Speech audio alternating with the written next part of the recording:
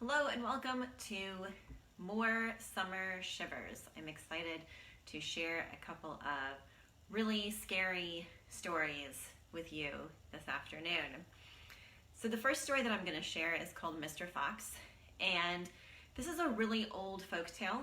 There's at least one version of it in the Grimm's Brother collection, but you can also find versions of this story in a number of other places. And it is one of my favorite scary stories to tell. It's also one of the first stories that I learned to tell. Scary stories are kind of what got me into storytelling, I think. When I was a kid, even in elementary school, I liked to check out those books of scary stories to read in the dark, and I would take them home and read them, and then the next day I would tell the stories to my friends at the lunch table. And so I kind of told those stories as a one-off. But then later on in middle school, when I heard Mr. Fox, I thought, oh, I love that story. I've got to learn how to tell that story. Mary was the most beautiful woman around. She had young men showing up on her doorstep almost every day. Now, Mary lived just outside of town on a farm with her three brothers. And these young men would show up at the door, and often they would show up with marriage proposals. And Mary always told them the same thing. I am young, and you are young. I do not feel like getting married today, but you can ask me again some other time. Well, there was one afternoon when there was a knock at the door. One of Mary's brothers answered, and then he said, "It's for you, Mary." So she came to the door, and there was a man she had never seen before. He wasn't from town, and he was really good looking. Well, she knew what he was there for. I have men showing up on my doorstep every day with marriage proposals, and I'll tell you the same thing that I tell them. I am young and you are young. I do not feel like getting married today, but you may ask me again some other time. And for the first time, she hoped that this man would ask her again. But at the moment, he laughed at her. Mary, I thought we'd get to know each other first. My name is Mr. Fox. Mary was embarrassed that she had made such a big assumption. Oh, of course, Mr. Fox, would you like to come in and join us for dinner? Mr. Fox walked into the house and he handed Mary a gift. For you, Mary. She opened up a small box and took out some ribbons that she could use to tie up her hair. Mr. Fox stayed for dinner, and then after dinner, he and Mary sat in the front room talking until it got late, and then he had to go. And this became a routine. Every afternoon, Mr. Fox showed up with a gift for Mary, more ribbons, beautiful cloth she could use to sew herself new dresses. And then he would stay for dinner, and they would talk in the front room, and then he would leave. Until one evening, after dinner, they were sitting in the front room and talking. Mary, tomorrow I won't be able to come to dinner. Tomorrow I have some other business that I must attend to. But don't worry, I'll be back again the day after. Mary didn't like the sound of Mr. Fox not coming to dinner. She didn't like the sound of this other business. Mary watched out the front window as Mr. Fox left that evening. He walked down the front steps, and she expected him to turn onto the road that led into town because Mr. Fox was from somewhere else, and she had assumed that he was staying at the inn in town. But he didn't turn down the road. Instead, he crossed over the road and walked up to the edge of the forest on the other side. And then he stepped into the forest. He was heading down the old trail. Now, Mary knew a little bit about the old trail. Once, when she was a child, she had started picking her way down it. Even then, it was so old and so out of use that it was overgrown. It was the sort of trail that only someone who knew about it or someone who was looking for it, like a child, could find. She had started making her way down the trail when her 3 brothers came crashing through the forest after her. One of her brothers picked her up, threw her over his shoulder, and they ran with her back to the farmhouse. Her brother set her down on the front porch and he stared into her eyes. "You must never go down the old trail." Now Mary smiled to herself. What were they so afraid of? There was nothing down the old trail, nothing but Mr. Fox. She figured that Mr. Fox must have a hunting cabin in the woods where he stayed when he was hunting game or courting a young woman from the nearby town. The next morning, Mary waited until her brothers were at work on the farm. She made up a lunch for herself and put it in a picnic basket. She wrote a note to her brothers, telling them that she would be visiting a friend for dinner. And then she walked out across the road to the edge of the forest. She looked to make sure no one was watching her. And then she stepped onto the old trail. It was still quite overgrown. Vines going across the path, tree roots sticking up out of the dirt. She slowly made her way through the forest. In the middle of the day, when the sun was overhead, she sat down on a tree stump and ate her lunch. And then she continued following the old trail deeper and deeper into the woods. Well, late in the day, those tall trees blocked the slanting light of the setting sun. It gets dark early in the forest. It got darker and darker, and Mary realized that there was no way she could make it home before night fell.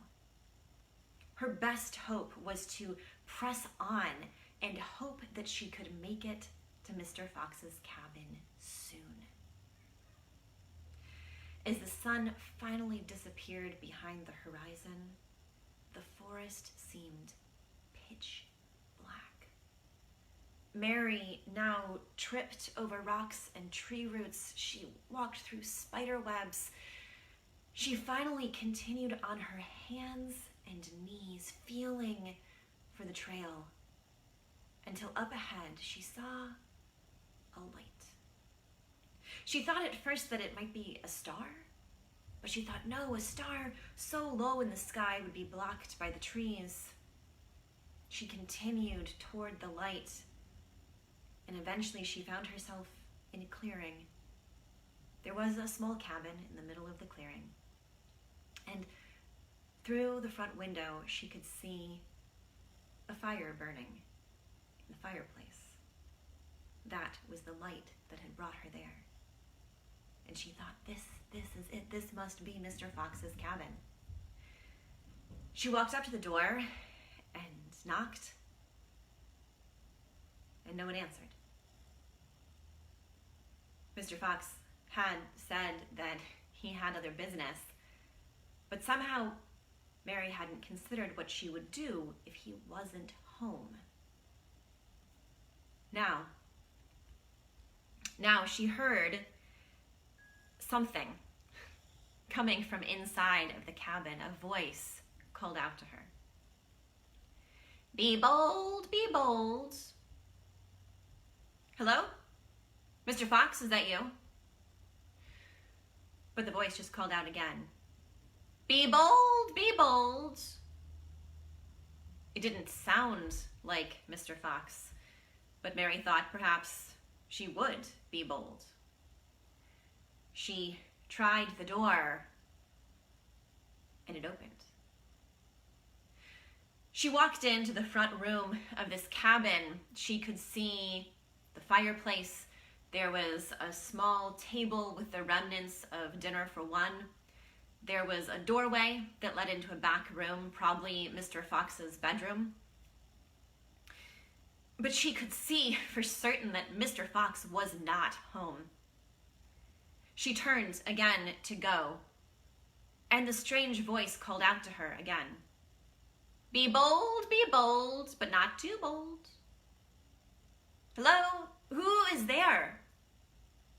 Be bold, but not too bold." It sounded like the voice was coming from that back room. Mary stepped through the doorway, and sure enough, it was Mr. Fox's bedroom. There was a bed, a bedside table with a candlestick sitting on it. And she saw an exotic, colorful bird in an elaborate bird cage. She looked at the bird, and the bird looked at her, and then it spoke. Be bold, but not too bold, lest your heart's blood run cold." "So you're the one who's been talking to me." And the bird just stared at her. Be bold, but not too bold, lest your heart's blood run cold." And now, as Mary looked at the bird, her eyes followed the cage down to the floor, where she saw that the cage was sitting on top of a trap door. She moved the cage off of the trap door and flung it open. It looked like it led into a root cellar. It was pitch black inside. She got the candlestick from the bedside table and lit it in the fire from the front room, and then she held it in front of her as she started making her way down the steps. It was just a dirt cellar, dirt floor, a low ceiling. But she could see out in front of her there was something there in the back of the cellar. She held out the candle and crept closer. 3 large cauldrons. She stepped up to the first. It looked like it was filled with some dark, gelatinous liquid. She touched her fingertips to it and then held them next to the candle. Blood. And then she moved the candle over the second cauldron. It was filled with bleached white bones. She could almost imagine that they were animal bones, except that the candlelight flickered in the hollowed out eye sockets of what could only be human skulls. Trembling now, she held the candle over the third cauldron. Long golden braids, red curls, black hair still tied up in the ribbons that were surely given as gifts. Mary fled from the cellar. She blew out the candle and set it on the bedside table. She closed the trapdoor and moved the bird's cage back on top of it. She ran into the front room, and just as she was about to run out the door flew open. Mary jumped behind it, and she watched through the crack. It was Mr. Fox, and he was dragging a young woman behind him. She was screaming. And then the young woman, she held on to the door frame, trying to prevent Mr. Fox from pulling her into the cabin. Mary heard the screams of this young woman. She heard the screech of metal on metal as Mr. Fox drew his sword. And then she heard the ka-thunk as he buried his sword in the door frame, severing the young woman's hand, which went flying out into the night. Then, unimpeded, he dragged the young woman back into the back room, and Mary ran all the way home. The next afternoon, Mr. Fox showed up at the front door. Mary met him. He came with a gift. She opened the small box, and it was a tortoiseshell comb she could use to put up her hair. She wondered who else's hair it had been in. She invited Mr. Fox in. They sat down to dinner with her brothers, and they all sat there silently for a moment, eating. "Mary, you're awfully quiet this evening. Is something the matter?" "Oh, I didn't sleep well last night. I had a bad dream." "Maybe I can explain it. Why don't you tell me about the dream? I can interpret it for you." "Huh. Yes, I'm sure you can. All right. I dreamt that I went to a cabin in the forest. And this cabin had a strange bird that knew how to say 3 things. It said, 'Be bold, be bold.' It said, 'Be bold, but not too bold.' And it said, 'Be bold, but not too bold, lest your heart's blood run cold.'" Mr. Fox glanced over at Mary as he continued eating. "It was just a dream, Mary. It was not so." "There's more. The bird's cage was sitting on top of a trap door that led to a root cellar. I went down into the root cellar, and I found 3 large cauldrons. The first was filled with blood. The second was filled with bones, and the third was filled with women's hair." At this point, Mary's brothers were still eating, but they were looking between Mary and Mr. Fox. Mr. Fox leaned back in his chair. "Oh, Mary, good thing it was just a dream. It was not so. And it is not so. There's more. I ran out of the root cellar. I was trying to run out of the cabin, but just before I could run out the door flew open, and I jumped behind it, and I watched through the crack. It was you, Mr. Fox. You were dragging a young woman behind you. She tried to hold on to the door frame to stop you from dragging her inside, and you cut off her hand with your sword." Mary's brothers had stopped eating at this point, and they were looking back and forth. Mr. Fox leaned even further back on his chair, and he propped his feet up on the table like he couldn't possibly be more calm and comfortable. "Oh, Mary, it was only a dream. It was not so, and it is not so, and God forbid it should ever be so." Now Mary rose from the table, and she reached into her apron pocket.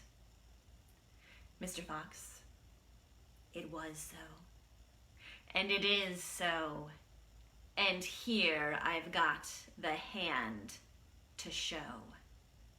She held up the severed hand of the young woman as proof.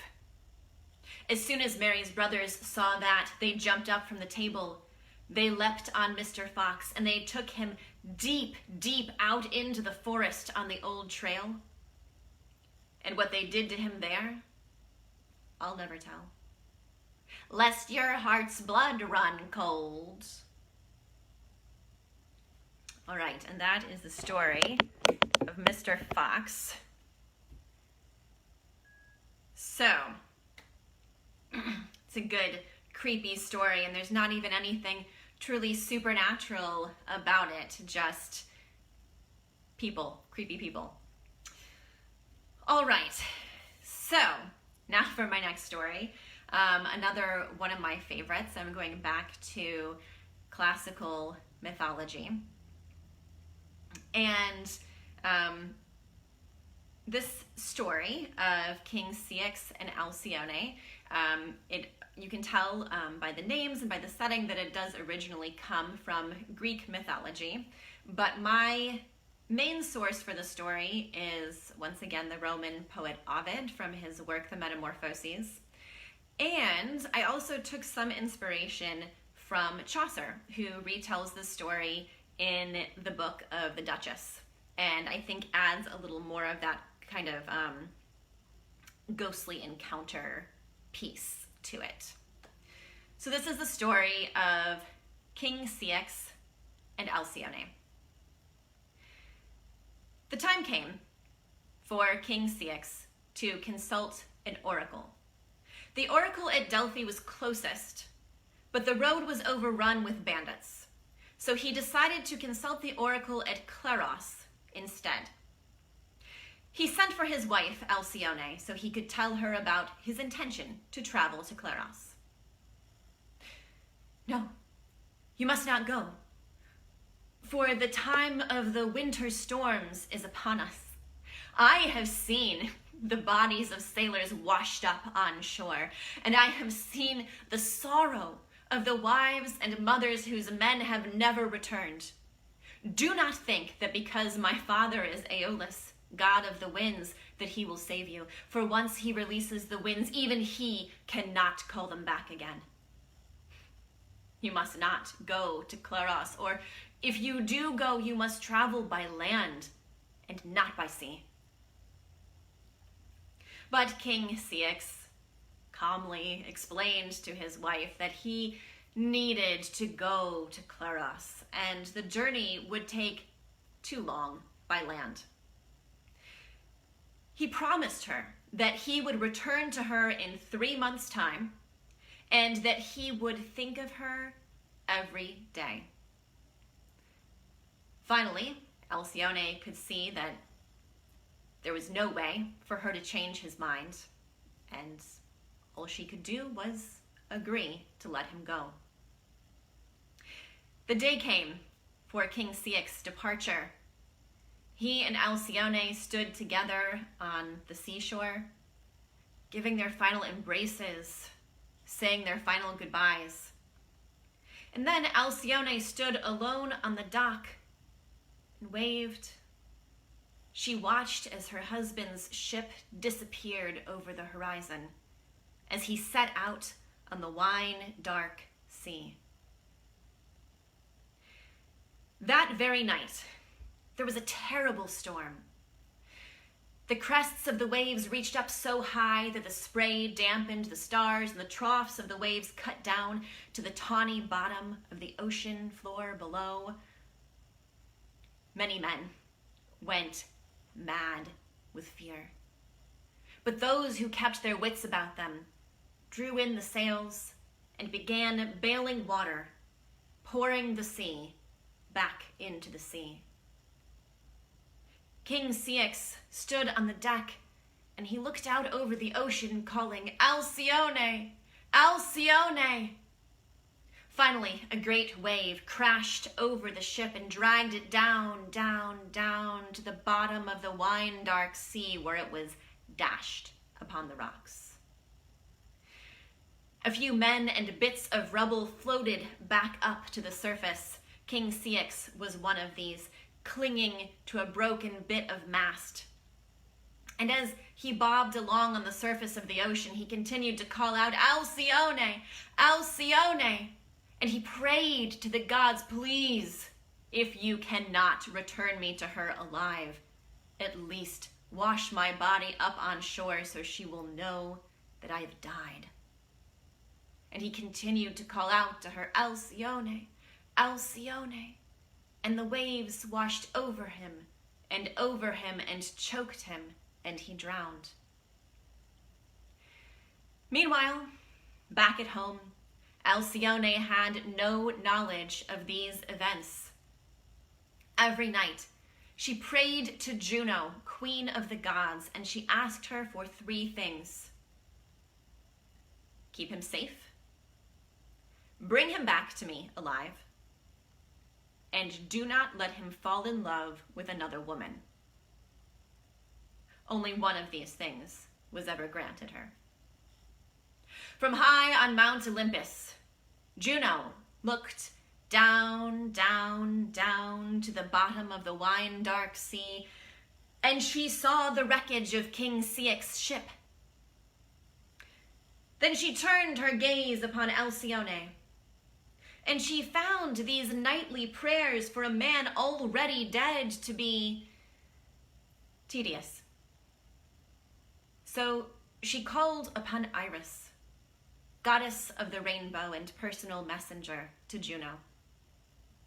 She told Iris to go to the god of sleep and have him fashion a dream for Alcyone so she might learn of her husband's death at sea.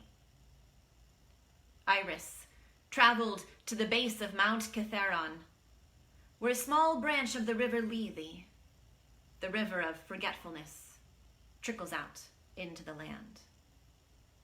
And there, on a great ebony bed, was the hulking mass of the god of sleep. And he was surrounded on all sides by his dreams. They were as numerous as the leaves on a tree or the stars in the sky. When he heard Iris arrive, he stirred in his bed. He started to sit up and fell back. He stretched. And finally, he sat all the way up in bed. When Iris could see that she had his attention, she told him she had been sent by Juno, who wanted him to fashion a dream for the Queen Alcyone, so she might learn of her husband's death at sea. The god of sleep sent for Morpheus, his eldest son, and an expert at impersonating humans in dreams. As they watched, Morpheus took on the appearance of King Ceyx. He took on his voice and his mannerisms. As soon as Iris could see that this was done, she hurried from that place, for the sleep was beginning to get to her as well. That night, in her dreams, Alcyone saw her husband standing at the foot of her bed. His skin was gray with death. Seaweed was intermingled with his hair, and he was dripping with the briny waters that had taken his life. Alcyone, you must pray for me no more, for I have died upon the wine-dark sea. No, she cried out, no! And she cried out so loudly that she woke herself up. She sat up in bed. She saw the early morning sunlight slanting through the window. It was just a dream. Perhaps it was not true. Perhaps I can still pray. But she had cried out so loudly that she had also woken one of her handmaidens, who came running into the room. What is it, my queen? What is wrong? Nothing. It was just a dream. But my queen, what is this? The handmaiden was pointing at the floor. Alcyone crept to the end of her bed and peered over. And there, on the floor, at the foot of her bed, was a great puddle of the briny waters that had taken her husband's life. When she saw that, she knew that it was true. She ran from their home, tearing at her hair, beating her breast. She ran all the way down to the seashore.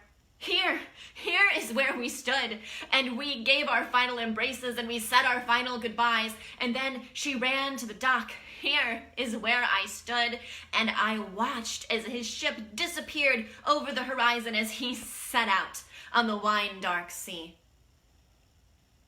And as she stood there looking out over the surface of the ocean, she saw something in the distance, bobbing along. It even looked like it might be a man. "Oh, I pray for you, sailor, and I pray for the women that you have left behind." And as the thing got closer, she saw not only that it was a man, but that it was her own dear husband, King Ceyx. And when she saw that, she went running off of the dock, but she did not plunge into the waves below. Instead, she skimmed across the surface of the water. When she got to her husband, she wanted to embrace him, but her arms had become wings. She wanted to kiss him, but her lips had become a beak.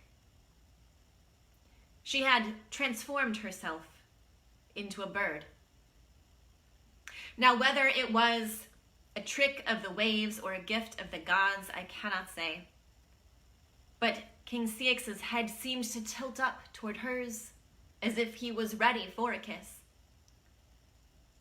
In the next instant, she transformed him into a bird as well.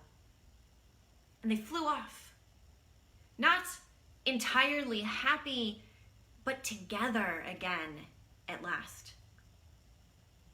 Now they say that once a year, for 7 days, the god Aeolus holds back the winds so that his daughter, the bird Alcyone, can build a nest and hatch her eggs on the calm surface of the ocean.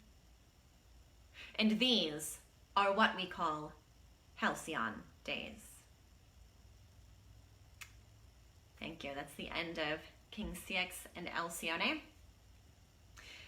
So thank you so much for listening to my scary stories.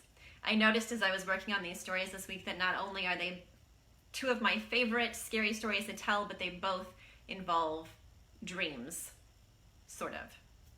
And so tonight, as you're having your dinner and getting ready for bed, I wish you sweet dreams.